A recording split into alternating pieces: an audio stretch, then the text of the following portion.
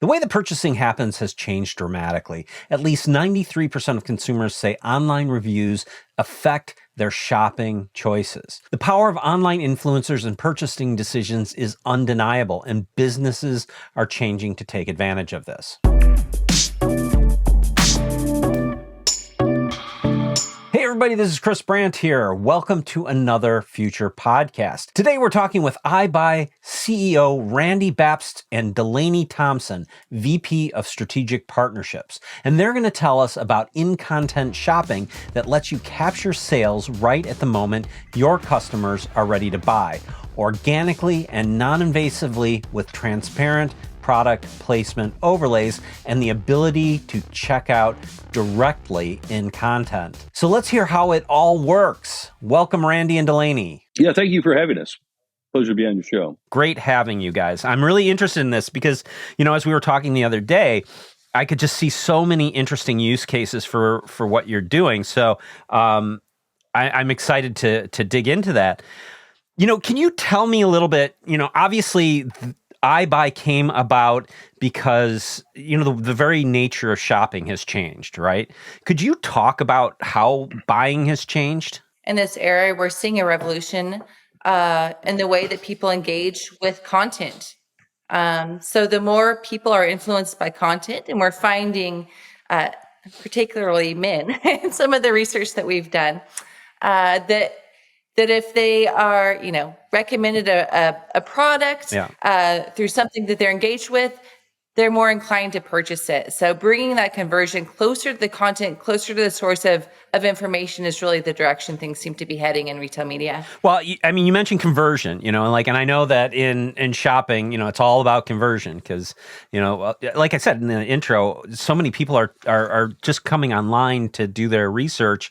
And they're listening to people and their experiences. And there was some huge statistic about if there's no review of a product online, people just are unwilling to buy the product even, So it's really, we've gone from, the brick and mortar store being the central locus of, going to buy something, seeing it and feeling it, to now it's like, I need to know what other people think who have had it and think about it and what its value is.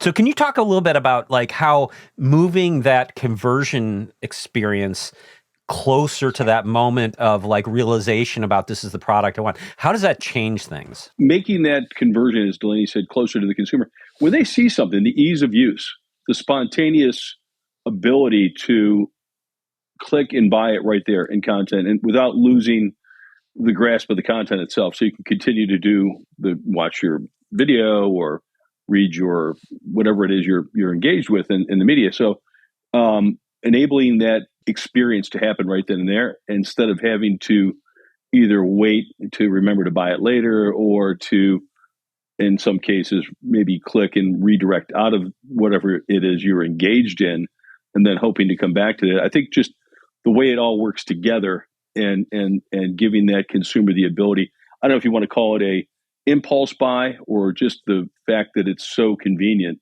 and they don't have to do a bunch of searching around to do it. It's right there. Yeah, it's sort of like the candy in the checkout line. You got it. It's like, man, that looks really good. Every parent loves those, right?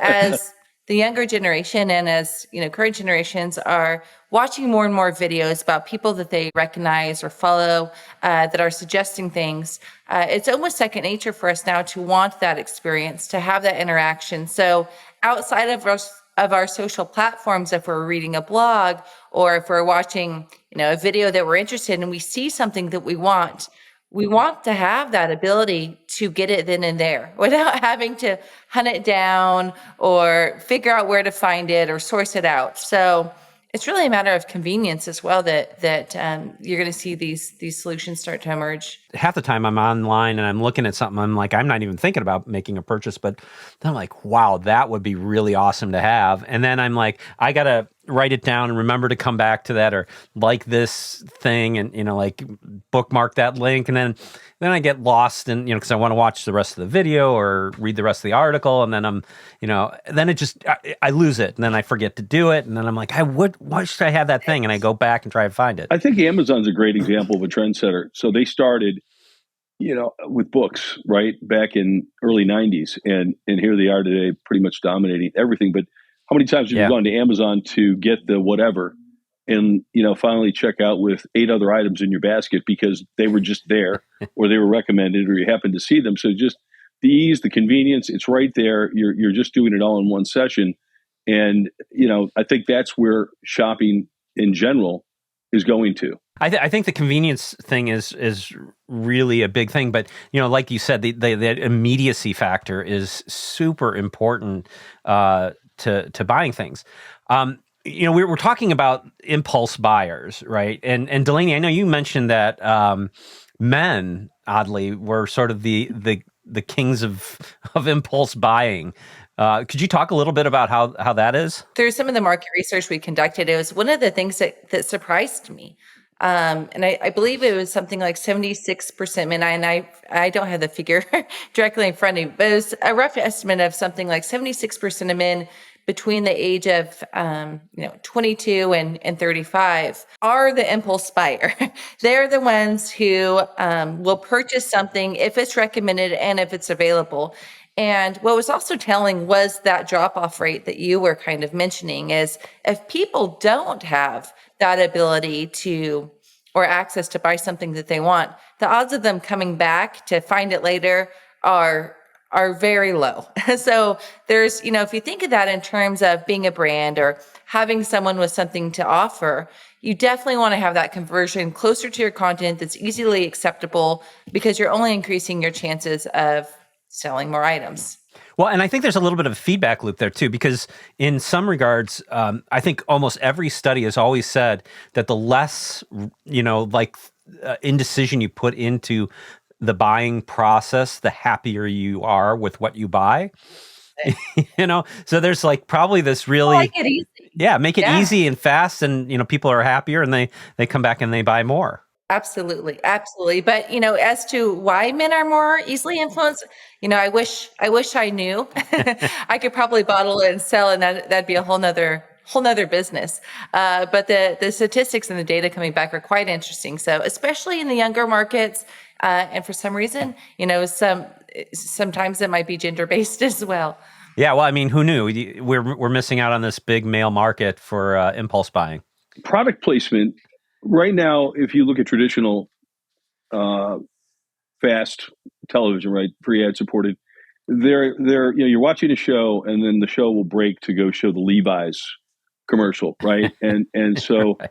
I mean, I could see things evolving where everything in a show is scripted, from the script to the characters to what the scenes are and how they're laid out. So maybe have the star of the show is wearing the Levi brand that they want to sell, and that becomes a clickable, purchasable item. And it's right there. Yeah. And people don't have to remember, hey, I want to go buy that later. It's right there. So, I mean, I can see the evolution of product placement because we've been to a number of these different, forums for various topics, OTT and other things. And the big joke is I'm wasting half my money on advertising. I just don't know which half because it's Right. not trackable. When you get down to a model like this where it's point click, it's very trackable. You're literally buying the shirt off someone's back, right? That you like, that you see. So product placement is a huge thing already, and people aren't really effectively monetizing that product placement, right? Exactly. Cooking shows. You want to buy the bowl set. You want to buy the cooking, the knife set. Whatever it is. I mean, all those things can be featured and done right there. It's even more than just merchandise, right? I mean, because it's not just physical goods that can be purchased through this, but you can also services and other things like that as well, right? Yeah, of course. Subscriptions, donations, concert tickets, it's limitless. And to that point, it's really interesting now when you introduce technologies or solutions like this, how it actually molds the content before it's created. So now if you are maybe a documentarian and you want to raise money for a cause that you're passionate about, what a great way to do this in a compelling and emotional story, right? So here's the story, donate to this cause, or here's how you can get involved to help. So to your point, it doesn't need to be tangible, but I think the essence is still there. It is a more influenced and a more emotional decision that we're allowing to take place. Being on YouTube and doing all of this, you see a lot of folks who are playing the influencer game And a lot of the way they get reimbursed is through affiliate relationships and things like that. And I know you're not specifically, designed to, process affiliate type of things, but I could see things evolving in that direction because one of the things that I've noticed, and even in the space of large enterprise technology and things like that, is that, you had like Amazon's store come on, their marketplace come on online, right? And like the traditional resellers are now, in that marketplace. The vendors are in that marketplace. So it's like there's this idea that, this distribution channel that has existed for a long time isn't necessarily as robust maybe as we had initially hoped. But now this influencer, rather than sort of the salesperson telling you here's the options or whatever, but like more the influencer approach to it, where people can kind of go and interact, and like you guys fit really nicely into that paradigm, I think, right? Absolutely, especially as we see all this see a uptick or increase in content in videos. And I think one of the problems consumer has, and I know I'm guilty of this, is I'll see a video of a product I want that catches my eye on a social platform, but there's a trust level, right? I don't know if this company is really going to get it. I don't know if I order, these shoes I really like, and I'm going to end up with a box of Kleenex at the end of the day, right? So I think when you have solutions like this, there's also a level of validation, because it is directly integrated with payment platforms. So it also kind of eliminates that mystery, paired with somebody that you trust, right, recommending an item. So it really is an increase of just, extending that trust to end user. Disney it made an announcement of sorts that they're going to re-release the Indiana Jones movies that are going to be shoppable. And Oh, wow. when you start to think about all of the archived VODs that are out there, that could be, the money's already spent, they're in a can, and all they have to do is go back and productize whatever's in there, go to those brands, right, if you will, and re-release those in a way that it makes them shoppable, and it's just gold. They own all the Star Wars properties now, so I mean, Star Wars was really just a marketing vehicle for all the right here, right, right, and all the toys and figurines and Lego sets. And what's really interesting about one thing that Randy just mentioned too is the ability to sell multiple brands. So maybe it's not just the Star Wars toys and lines, but maybe it's also the vehicle. Maybe it's also, I don't know, something that they're drinking at a bar, or glassware, or I mean, it's really endless. I don't know if you want whatever they're drinking at the Star Wars bar, but yeah. Maybe I would. I don't know, but the point being is you can have multiple brands being offered. It doesn't necessarily have to be a singular line line either. Yeah, it's like sort of remixing a store, online and just offering multiple products. Exactly. I think that's really interesting. Yeah. So tell me a little bit. I mean, we talked about like all the cool things that it can do, but tell me, like, how does this work? Like, how does this, integrate in, and how what's the experience like? Pretty simple in the concept. It's you're going to have the store, right? The e-commerce store that would be linked to the shoppable image, whatever that might be, then and linked out to the payment platform of the user. And so that would complete the transaction. And again, as Delaney mentioned, it could be multiple products from multiple retailers within that same one-click out shopping experience. So we're essentially just streamlining a shopping experience to a singular checkout that would normally take you, multiple checkouts if you had to go to all of those places to find it. Who's doing the checking out? Is that you guys doing the checking out? We don't touch anything. We're simply an overlay. We're a pipe. And it's again, it's the brand, it's the retailer, it's whomever has the content, the eyeballs, and the merchandise.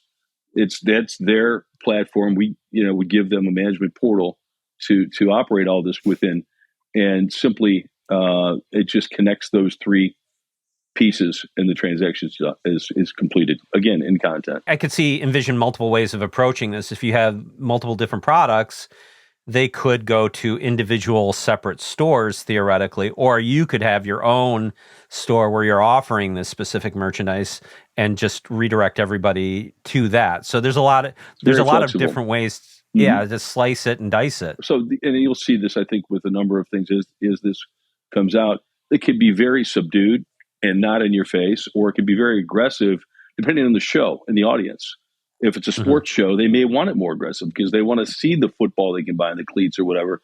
But something that's more laid back, everything that we have is very, very customizable to the user's, audience. Being in this space, producing YouTube channels, a YouTube channel, it's hard to monetize this stuff. And, we get stuck in this kind of advertising bucket, and we get the sponsors and we get affiliate dollars when things get referred, but it's just a very, especially in the world of like shorts and things like that, where you can't really attribute, an ad view to a video necessarily, or the effectiveness of that ad view to a specific video. So, I mean, the thing that's really cool about this from like my perspective is that you can sell merchandise and you get that one-to-one relationship. You're taking it all the way through the conversion.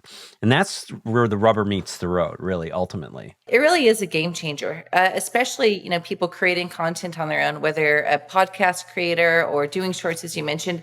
That was always kind of like the mystery, right? How do I monetize this? Or where's the secret sauce? Or, outside of the affiliate world.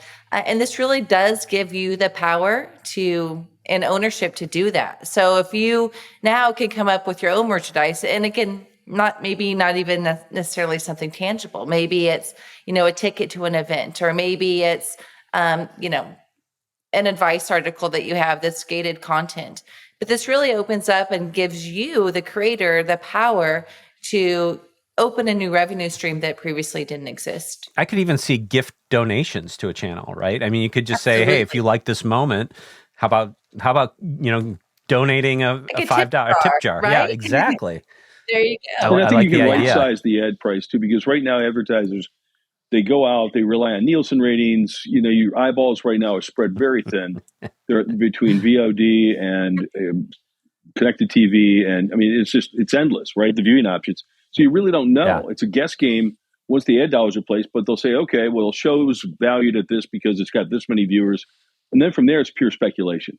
This sort of model, it's a direct eat what you kill. So those ad dollars are then very accurately spent. And the pricing for those ad dollars can be right-sized for the user and for the brand. I got to imagine from an advertiser's perspective, or from a merchandiser's perspective, it's like, you don't have to, speculate about like what the value of all this advertising is. It's like you're only paying for actual conversion, actual sales, and it's coming out of the product sales. That's rather than just kind of this, mysterious marketing swag bucket. Right? I noticed you kind of giggled when you mentioned Nielsen ratings, but this is another solution to gain, I guess, very accurate analytics too, and understanding who is engaging with your content. So not only does the overlay kind of open up new revenue streams, but also can provide you valuable insights that are going to help you, drive the way that you market demographics. Sure. I love the idea of a tip jar, because then you can see like how does like I got like 10 tips at this moment. It's like clearly people enjoyed that kind of content. I gotta work on that. There you go. Yeah. I feel like a little bit like a waiter now, like that's it. How's your dinner? Yeah. I'll always interrupt you while you're chewing. So you talk about this overlay. What are the logistics of inserting this overlay? It's basically a piece of code that we would integrate with the payment platform in the e-commerce store, and it's some coding, and that's through APIs, and that's what just makes it all work. From our end, we have the dev team involved that's been doing this for a very long time. So, I don't know how other solutions work, but we handle the bulk of that. And so at the end of the day, it's like, hey, here's a piece of code, go throw this here on your domain and you're good to go. So trying to make it as easy and user-friendly as possible is also key. And you can associate certain spots on the screen with the product itself, correct? Once that API or once that code is in place, then then the end user would have access to a management portal. They can have control over the items that are going to be featured in the video or in the content, and the content that they want to make shoppable. Because as Randy, I believe, mentioned, it doesn't necessarily have to be something that's on screen that you can see. If it's an intangible, component like a lead gen form, Right. or maybe it's a product recommendation of, hey, if you like this, you're going to really enjoy this. So you also don't want to limit yourself to only the thing being shown, but having that way to customize and having the option to offer additional items is also, in their power as well. The lead gen idea is an interesting one too, because like so many times I say, well, hey, go check out their website, and like if you want to do a POC or something like that, but you could just like right from there click on it and schedule a POC. That's going to have a lot more stickiness to it, I got to imagine, than like go and find this thing. You would think it'd be a higher qualified lead, right? Because it's someone who is interested. And then you mentioned on the back end of this, like integrating it with your store or with other things. How many do you have already pre-baked integrations? We've got all the big payment processors already, and again, we can get into. We're doing something right now. It's a one-off. But it's just a matter of putting our dev team together and working through the process to integrate with that user's store. And so that's not something that is they need to worry about. We do that. Our dev team does that. And so it usually takes a couple of weeks. As far as content, I don't believe we've come across a video player or a digital image that we have not been able to be compatible with. So the big requirement here is that you need to have something that you can insert this code into. So like, for example, like running it, off of a YouTube channel may be not the right kind of end destination for this because I don't have access to the page that YouTube is generating, right? Yeah, well, with the Multicart solution that we offer, it's actually just generating a link that's kind of like a customized lander. So instead of maybe having it, on the social platform directly, which I don't believe anybody is allowed to do, you just simply have a link and have teaser content that someone could click on. Then it goes to a curated list under the content. So for instance, if you're doing a cooking show and I'm giving you an instructional video of how to make a recipe and you want to access a quick and easy shopping list, right? Click this link. Here's everything that you need. Here's some behind the scenes tips of, additional information for that video. This is just an example I'm thinking up at the top. Yeah, no, this is a cool example though, actually. You get the idea.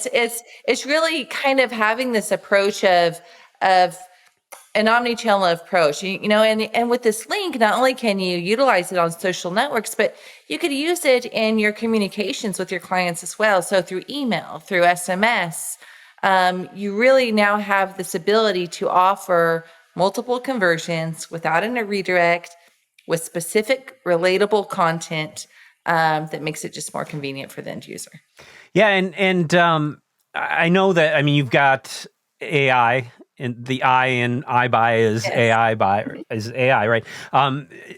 Do you envision? I don't think you're doing this right now, where you're doing an AI enhanced sort of shopping, presenting products in an AI enhanced. We actually are. Oh, you are. Sorry, I'm sorry.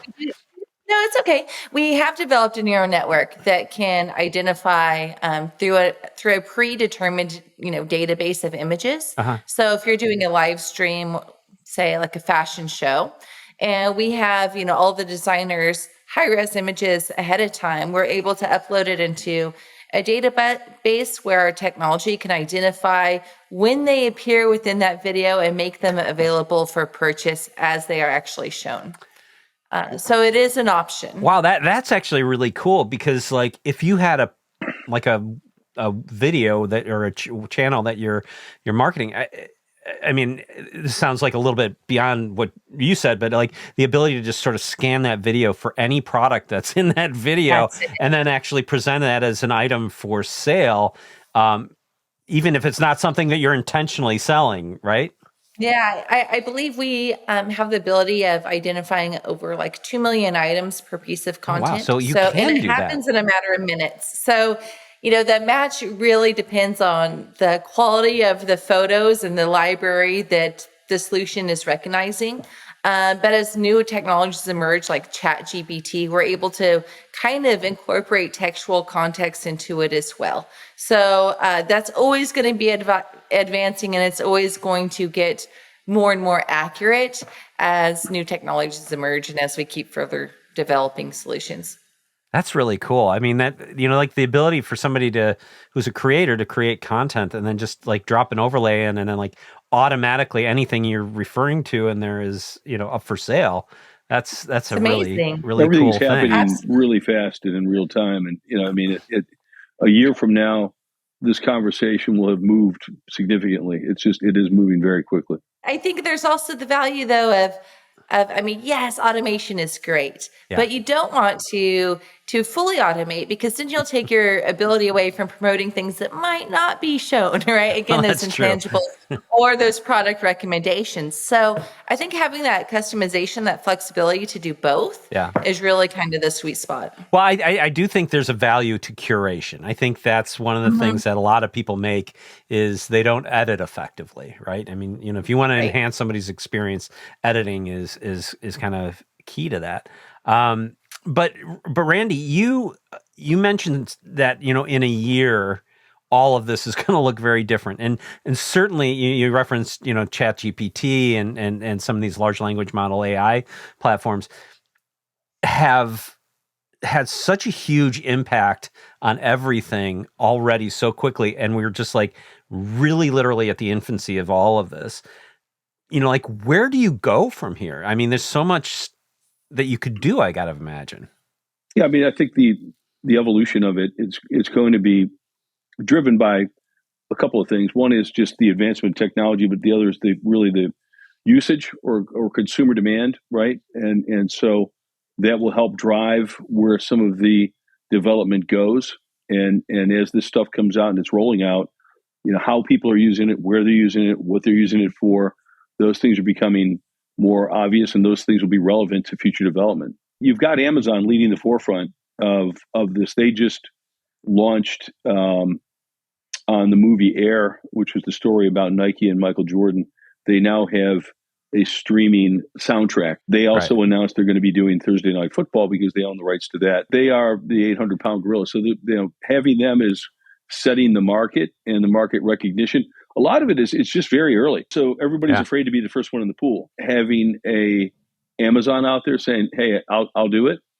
Everybody's eyes are on this, believe me. And as it evolves and as the market acceptance gets there, again, a year from now, this conversation will have moved significantly because everybody is realizing and will realize further this is a really big value, and so they need to be there. We're integrating right now. We've got 4 companies that we're either already signed and integrated with or in moving forward with. We've got conversations going with 26 companies of significant size. Again, I think this thing it's just traveling really fast. You could probably also appreciate that content, especially when it's on that size, is something that's kind of pre-planned the year previously, right? So when it comes to these schedules of content creation, it is longer before you can see it. So a decision might be made today, but you're not really going to see it out in the wild 12 to 18 months from now. Gotcha. So I mean, we talked a little bit about sort of the the rise of AI and how that's going to have an impact on what you're doing, and sort of just the I think we're in the all boats rise with the tide moment right now, where like Amazon's getting into this, and everybody else is going to be getting into this, and so there's a great emerging market here. What do you see the next big thing for AiBuy right now? Again, as we wade into the marketplace, as we launch new brands, link with new OTT platforms, the relevance of our product will become more obvious to to the mainstream. And so we're getting, like I said, a lot of that now. And we are continuing to develop the pieces beyond what we're talking about now into the future, including, as Delaney mentioned, some of the AI features as they'll get stronger and better. But it's just the linkage right now, getting into that marketplace and as it emerges, in watching it catch on and watching more and more and more people get into this at various levels. And I think that's the exciting part. Is right now we're kind of just we just swam out and we're about to jump on this 50-foot wave in Hawaii. And this is going to be a good one. One thing I'm really, really excited about seeing is how this is going to impact the CTV, specifically for the people who are sitting in their living room watching their favorite streaming services. That's the integration I'm really excited about. I'm excited about this flow that we have that's non-intrusive, and it's basically just giving the end user another option of how they want to digest advertising and how they really want to be able to shop. So for me, that's what I get really excited about. Well, you mentioned CTV. What does CTV stand for? Connected TV. Gotcha. So like sort of more rich media kind of smart televisions. Yeah. With all this generative AI, another thing that I could see in the future is that, because one of the things that's great about generative AI is producing images. I don't see any reason why in the future, if you're, like identifying products in the screen, you could actually start putting products into the scene. Exactly. And selling them. There you go. Right? That's like that lamp could be a different lamp altogether, and you could have that, clickable and, customize which person is seeing what scene even. That's another thing Amazon just launched. They had a scene where the photo was somebody sitting, next to a wall, and then the next photo had that same scene with a Coke can that they inserted into the scene. And so those type of shoppable opportunities will exist as well. Sure. Yeah, I'm going to have to change this background to empty some of these shelves so I can start having them for product placement. Exactly. That's it. It's a really wild new world we're walking into. And, you look at the, the SAG, strike and the writer strike, and, they're one of the big things that they're complaining about is like digitizing their images and using it forever in any context that the studios want. I mean, the very nature of content might be very different in the future. And if you're going to be, putting actors virtually into scenes, there's no reason why you can't construct a larger, story inside of these with products and different placements and things like that could all have. Absolutely. And what I think is really going to be interesting is the partnerships that emerge through these solutions. I know in the past, when you mentioned Star Wars earlier, yeah. I believe that they had this really cool relationship with like VW, where they're making these like cool, space vehicle type things. So it's a great move for VW, but you're going to see some really interesting partnerships taking place based on solutions that are becoming available. I could really see right now, it's kind of a flip the script. Right now, they produce a show. And then their, department goes out and they search for supporters, right? In the old days, they called them soaps. The soap operas in the 50s, because all the soap commercials would be on, because the housewives that were staying home, it was relevant. But, today, again, this is very similar, where they're searching for the products to support the space or the show after the show's produced. Where in the future, I think you're going to be able to say, look, here are all the products we're going to use. Let's go to these brands as we're setting up the scenes, as we're deciding what's going to be in the scene, get their support there, and then just film into that. And that whole thing then will just be completely evolved at that point. It'll just be a package. That's a great point. I mean, if you can imagine, Saturday morning cartoons, right? And the kind of advertising that used to be on during that time in the 80s and 90s. And when they really figured out, hey, we're marketing to the wrong people. Let's market to the kids, not to their parents. It's kind of like the same idea. It's like, put it put it into what that experience is. Yeah. Although marketing to the kids gets a little scary because my kids, It is. will click on a lot of stuff and that can get very well, now expensive. They can. Right now kids have purchasing power, which never existed before. So, well, I mean, if you have kids, you know that your kids make most of your purchasing decisions anyways. I mean, they decide where you're going to go to eat. Kids they and decide wives. everything. Right? That's it. It's crazy. It's crazy out there. So, well, this is really some cool stuff, walking into a brave new world here of, a totally different type of user experience. And I think it aligns well with some of the things that we're seeing out in the market with how, this shopping experience is changing and sort of, creating like evergreen content that can continue to sell a product while, continuing to build new things and make new things. So it's like, it's a compounding kind of interest world we're walking into, and things like what you're doing are really going to help enable that. Think about some of the first video games like Pong, right? Which was, you look back at that game and how simplistic it was and where video games are today.